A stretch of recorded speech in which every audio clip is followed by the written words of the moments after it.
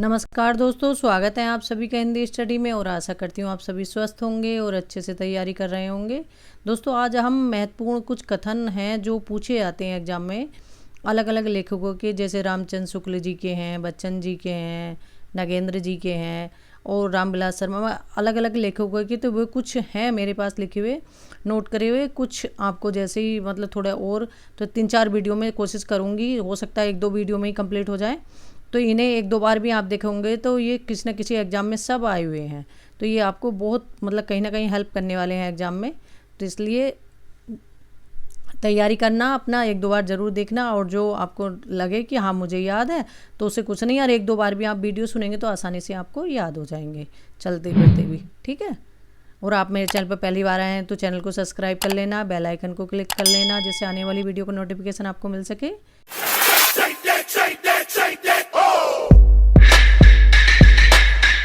Start करते हैं आज की अपनी क्लास। आज का पहला कथन है हमारा इसमें, संस्कृत का कोई भी शब्द मनचाहे ढंग से तोड़ मरोड़ कर तद्भव नहीं बनाया जा सकता। ये कथन किसका है? ये कथन है रामविलास शर्मा जी का, ठीक है। सिद्धों और योगियों की रचनाओं का जीवन की स्वाभाविक अनुभूतियों और दशाओं से कोई संबंध नहीं, अतः वह शुद्ध साहित्य के अंतर्गत नहीं आती। तो ये कथन किसका है? ये रामचंद्र शुक्ल जी का कथन है। किसका कथन है? रामचंद्र शुक्ल जी का कथन है, सिद्धों और योगियों के, क्योंकि इन्होंने इनकी रचनाओं को, अपने हिंदी साहित्य का इतिहास लिखा है जो रामचंद्र शुक्ल जी ने। वो कितने कालों में विभाजित है? वो 4 कालों में विभाजित किया है इन्होंने, जैसे वीरगाथा काल, भक्ति काल, रीति काल, गद्य काल, ठीक है। और इनका काल जो विभाजन किया है इन्होंने संवत में किया है, ये भी ध्यान करना, क्योंकि एग्जाम में एक तरफ ईस्वी में दे देते हैं, जैसे 1050 से 1375 विक्रम संवत इनका जो है वीरगाथा काल का समय है, तो वो उसमें दे देंगे ईस्वी में, तो उसमें थोड़ा कन्फ्यूजन होता, तो थोड़ा ध्यान करके टिक करना, ठीक है। तो इनके जो काल विभाजन का है उस तरह देख लेना, क्योंकि काल विभाजन तो मेरे हिसाब से आप सभी का, जैसे ग्रेयर्सन का, तो ये तो नेट में भी 2-3 बार पूछ चुके हैं ग्रेयर्सन का। तो क्योंकि ग्रेयर्सन ने जो काल विभाजन किया है तो उसमें इन्होंने क्या कहा, जैसे ब्रज का कृष्ण काव्य है, मुगल दरबार है, तुलसी रीति काव्य है, मलिक मोहम्मद जायसी का प्रेम काव्य, इस तरह से ये क्वेश्चन पूछते हैं, ठीक है। तो उसे भी 1-2 बार अपना देख लेना, क्योंकि ये अब मुझे लगा कि 2-3 बार से मैंने देखा कि ग्रेयर्सन के क्वेश्चन ये ज़्यादातर पूछे हैं। आगे देखते हैं। कबीर के निर्गुण पंथ का आधार, जो कबीर है उनके निर्गुण पंथ का आधार भारतीय वेदांत और सूफियों का प्रेम तत्व है। तो ये कबीर के बारे में किसका कथन है? रामचंद्र शुक्ल जी का कथन है। केवल प्रेम लक्षणा भक्ति का आधार ग्रहण करने के कारण कृष्ण भक्ति के शाखा में अश्लील विलासिता की प्रवृत्ति जागृत हुई। तो ये कथन किसका है? ये है रामचंद्र शुक्ल जी का, क्योंकि वैसे रामचंद्र शुक्ल जी के प्रिय कवि तो तुलसीदास जी रहे हैं, ठीक है। लेकिन इन्होंने कहा कि मतलब जो सूरदास जी ने प्रेम का लिखा था कृष्ण काव्य, तो उसमें कहीं ना कहीं मतलब प्रेम के लक्षण के कारण इन्होंने अश्लीलता की मतलब उसमें बात की है, ठीक है। आगे देखते हैं। कथा की परीक्षा इतिहास की दृष्टि से नहीं, काव्य की दृष्टि से होनी चाहिए। पुरानी कथाएं काव्य ही अधिक हैं, इतिहास वे एकदम नहीं। ये कथन पृथ्वीराज रासो के विषय में है। ये कथन किसके बारे में है? पृथ्वीराज रासो के बारे में है। और किसका कथन है? ये हजारी प्रसाद द्विवेदी जी के बारे में, मतलब हजारी प्रसाद द्विवेदी जी ने कहा है पृथ्वीराज रासो के बारे में। आगे देखते हैं। सूर सागर में जगह जगह दृष्टिकूट वाले पद मिलते हैं। तो सूर सागर में जगह जगह दृष्टिकूट वाले पद मिलते हैं, ये विद्यापति का अनुकरण है। तो ये कथन किसका है? ये रामचंद्र शुक्ल जी का कथन है। जायसी के श्रृंगार में मानसिक पक्ष प्रधान है और शारीरिक गुण है। जो जायसी हैं उनके काव्य में क्या है? श्रृंगार में मानसिक पक्ष प्रधान और शारीरिक गुण है। तो ये कथन किसका है? ये रामचंद्र शुक्ल जी का कथन है।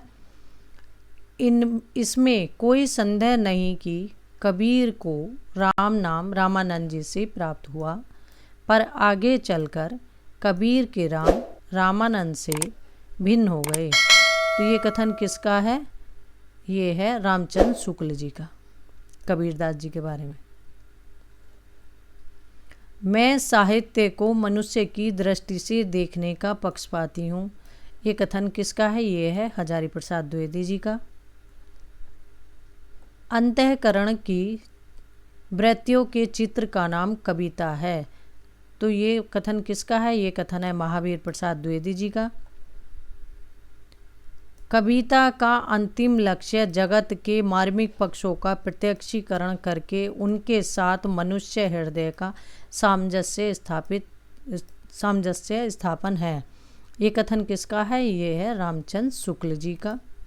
डिंगल कवियों की वीर गाथाएं, निर्गुणिया संतों की वाणियाँ, कृष्ण भक्ति या रागानुराग भक्ति के साधकों के पद, राम भक्त वैदी भक्ति मार्ग के उपासकों की कविताएं, सूफी साधना से पुष्ट मुसलमान कवियों के तथा ऐतिहासिक हिंदू कवियों के रोमांस और रीति काव्य, ये छह धाराएं अपभ्रंश कविता का स्वाभाविक विकास है। तो ये कथन किसका है? ये हजारी प्रसाद द्विवेदी जी का। अब इसमें से आपको जो कुछ वर्ड लगें कि हम इन्हें याद कर सकते हैं, क्योंकि इतनी बड़ी पंक्तियाँ याद कई बार नहीं होती, तो उसमें कुछ चीज़ें मतलब देख लेते हैं कि इसमें से कौन से शब्द ऐसे हैं कि जिनके आधार पर हम पहचान सकें कि ये कथन किसका है। ठीक है, इस तरह से इन्हें याद कर लेते हैं। आगे देखते हैं। यह सूचित करने की आवश्यकता नहीं कि न तो सूर का अवधि पर अधिकार था, न जायसी का ब्रजभाषा पर। तो ये कथन किसका है? ये कथन है रामचंद्र शुक्ल जी का। धर्म का प्रभाव कर्म, ज्ञान और भक्ति इन तीनों धाराओं में चलता है। जो धर्म है इसका प्रभाव कर्म, ज्ञान और भक्ति इन तीनों धाराओं में चलता है। इन तीनों के सामंजस्य से धर्म अपनी पूर्ण सजीव दशा में रहता है। किसी एक की भी अभाव से वह विकलांग हो जाता है। ये कथन किसका है? ये रामचंद्र शुक्ल जी का कथन है। ये दोस्तों सभी कथन एग्जाम में कहीं ना कहीं पूछे गए हैं। अष्टछाप में सूरदास के पीछे इन्हीं का नाम लेना पड़ता है। इनकी रचना भी बड़ी सरस और मधुर है। इनके संबंध में यह कहावत प्रसिद्ध है कि और कभी गढ़िया नंददास जड़िया। ठीक है, इसमें सिर्फ इतनी बड़ी लाइनें याद करके इतना भी कर लेंगे ना, और कभी गढ़िया नंददास जड़िया। तो ये कथन किसका है? रामचंद्र शुक्ल जी का है। ठीक है, नंददास के बारे में। कबीर की अपेक्षा खुसरो का ध्यान बोलचाल की भाषा की ओर अधिक था। तो कबीर की अपेक्षा खुसरो का ध्यान बोलचाल की भाषा की ओर अधिक था। ये कथन किसका है? ये रामचंद्र शुक्ल जी का कथन है। भारतेंदु हरिचंद का प्रभाव भाषा और साहित्य दोनों पर बड़ा गहरा पड़ा। उन्होंने जिस प्रकार गद्य की भाषा को परिमार्जित करके उसे बहुत ही चलता, मधुर और स्वच्छ रूप दिया, उसी प्रकार हिंदी साहित्य को भी नए मार्ग पर लाकर खड़ा कर दिया। ये कथन भारतेंदु हरिचंद के बारे में रामचंद्र शुक्ल जी का कथन है। जायसी पहले कवि हैं, सूफीवाद में है। तो ये कथन किसका है? यह है विजयदेव नारायण शाही का। विजयदेव नारायण शाही की रचना है जायसी। उसमें कहा है इन्होंने, प्रकृति के नाना रूपों के साथ केशव के हृदय का सामंजस्य कुछ भी ना था। ये कथन किसका है? केशवदास के बारे में। यह है रामचंद्र शुक्ल जी का। कविता मनुष्य को स्वार्थ संबंधों के संकुचित घेरे से ऊपर उठाती है। कविता मनुष्य को स्वार्थ संबंधों के संकुचित घेरे से ऊपर उठाती है। कथन किसका है? यह है रामचंद्र शुक्ल जी का। भाषा बहुत परिष्कृत और परिमार्जित न होने पर भी कबीर की उक्तियों में कहीं कहीं विलक्षण प्रभाव और चमत्कार है। प्रतिभा उनमें बड़ी प्रखर थी, इसमें संदेह नहीं। ये कथन किसका है? यह है रामचंद्र शुक्ल जी का, कबीरदास जी के बारे में। कबीर ने जिस प्रकार एक निराकार ईश्वर के लिए भारतीय वेदांत का पल्ला पकड़ा, उसी प्रकार उस निराकार ईश्वर की भक्ति के लिए सूफियों का प्रेम तत्व लिया और अपना निर्गुण धूमधाम से निकाला। ये कथन किसका है? ये है रामचंद्र शुक्ल जी का, कबीरदास जी के बारे में। काव्य संसार के प्रति कवि की भाव प्रधान मानसिक प्रतिक्रियाओं की कल्पना के ढांचे में ढली हुई श्रेय की प्रेम रूपा भावोत्पादक अभिव्यक्ति है।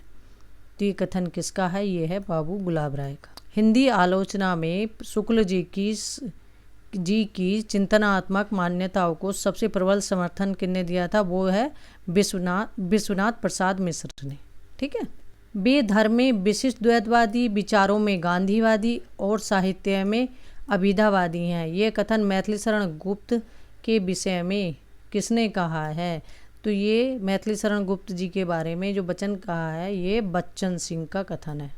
2 साहित्य के इतिहास ग्रंथ तो आपको पढ़ ही लेने चाहिए कम से कम। एक तो बच्चन सिंह का हिंदी साहित्य का दूसरा इतिहास, और एक आचार्य रामचंद्र शुक्ल का हिंदी साहित्य का इतिहास। क्योंकि उनसे जैसे कथन भी बनते हैं, किसी लेखक के बारे में कुछ कहा है ना, तो वो मतलब अच्छा उसमें दे रखा है। पहले शुरू में पढ़ोगे तो रामचंद्र शुक्ल का इतिहास तो जल्दी से समझ में नहीं आएगा थोड़ा, ठीक है। जैसे एक आध बार पढ़ोगे तो वो समझ में आने लगेगा। और उसके मुकाबले मुझे लगता है कि बच्चन सिंह की जो दूसरे हिंदी साहित्य का इतिहास है, उसकी लैंग्वेज कुछ सरल में है, वो समझ में आती है। छायावाद बड़ी सहृदयता के साथ प्रभाव साम्य पर ही विशेष लक्ष्य रखकर चला।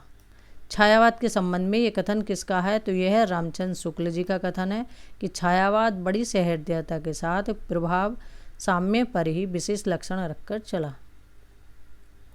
आगे देखते हैं।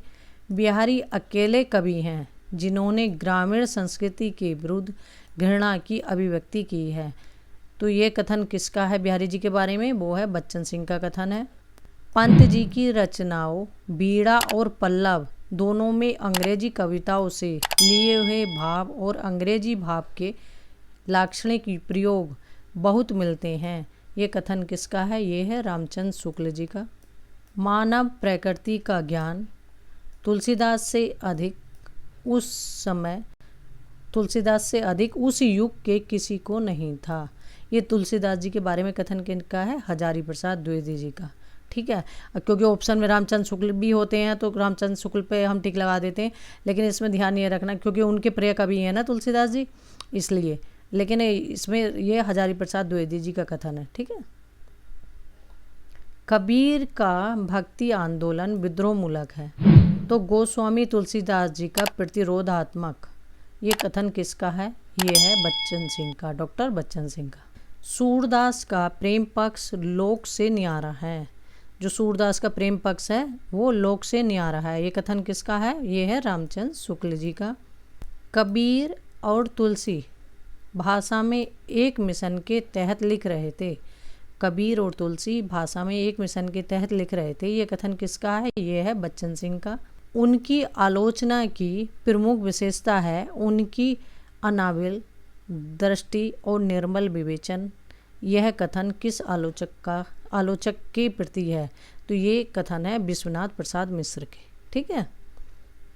इसमें लगभग अभी थोड़े से और हैं ऐसे कुछ कथन जो मैं आपको लिखवाने वाली हूँ। कुछ जैसे मैं ढूंढ भी रही हूँ, जैसे बुक में मेरे टिक लगे हुए हैं, कुछ और नोट करके आपको कराऊंगे 1-2 वीडियो में। ठीक है।